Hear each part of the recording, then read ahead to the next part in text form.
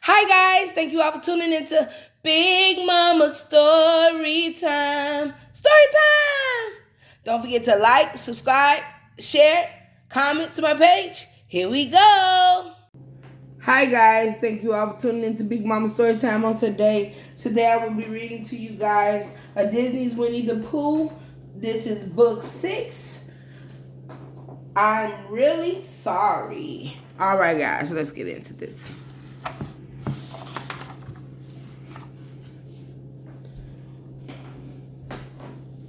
When you hurt a friend's feelings, there's just one thing to do.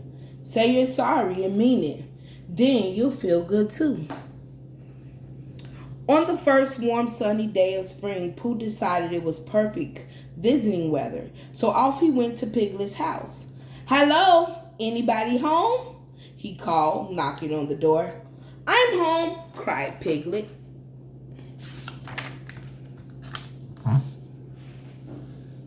Piglet joined Pooh outside. "I'm on my way to visit friends today," said Pooh. "Would you like to come along?" "I'd love to," replied Piglet, clapping his hands. "Where shall we go first?" "Perhaps we should visit Rabbit first," said Pooh, thinking about the lovely beehive in Rabbit's tree. The two friends turned down the path to Rabbit's house. It was then that they heard a loud boing.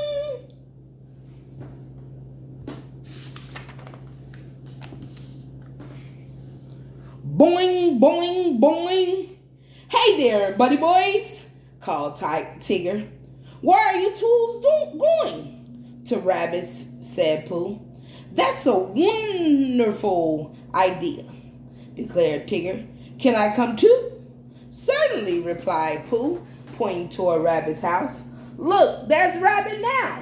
He's hard at work in his garden," said Piglet. He always in that garden working. And Piglet was right, for there stood Rabbit in the middle of his field, and around him were rows and rows of neatly piled dirt, all ready for planting carrot seeds and flowers. "Good thing we came for a visit," said Pooh. "Now Rabbit can take a rest," added Piglet. "I'll bounce right over and say hello," cried Tigger.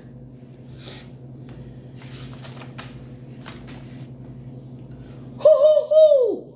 Long ears," Tigger shouted, bouncing higher and higher. But as he bounced, mud flew everywhere. Soon all of Rabbit's neat rows were one big muddy mess. "Tigger!" Rabbit shouted. "Look what you've done!" "I was just being friendly," announced Tigger. Then he flashed Rabbit a big grin. "Aren't you glad to see me?" What? Stammered Rabbit angrily. He's still confused on how bad his yard looked now.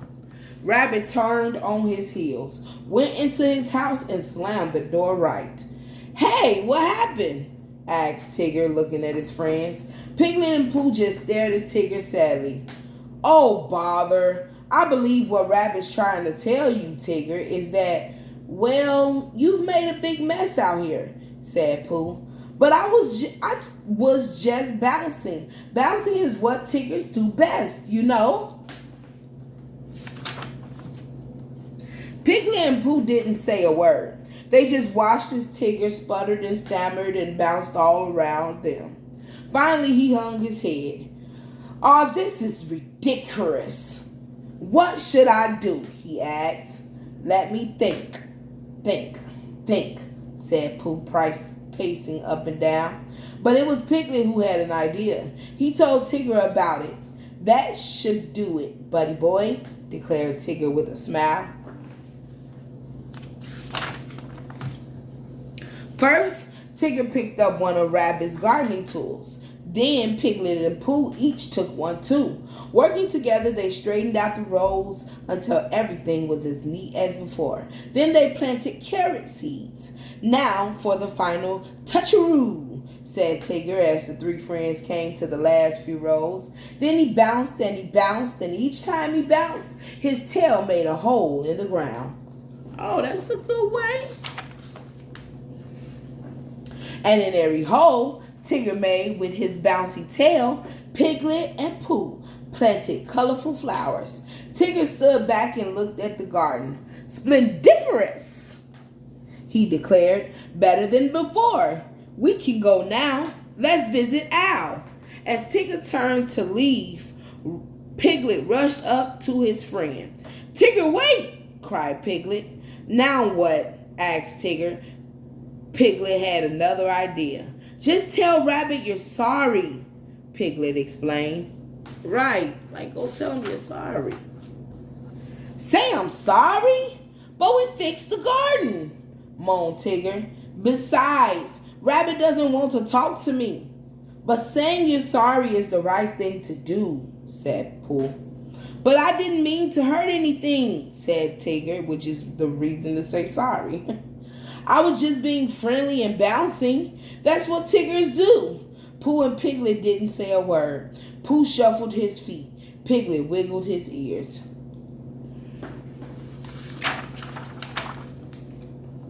Finally, Tigger said, all right, if it makes you happy.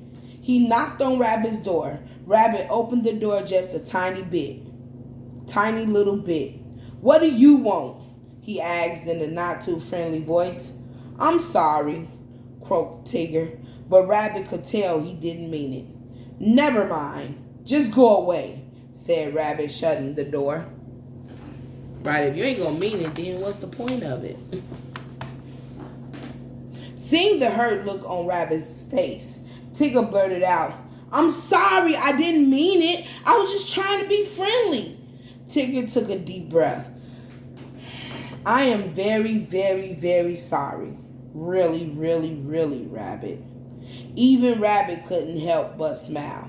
As he slowly opened the door, Rabbit could see the neatly planted rows of flowers. Who did this? Asked the very surprised Rabbit.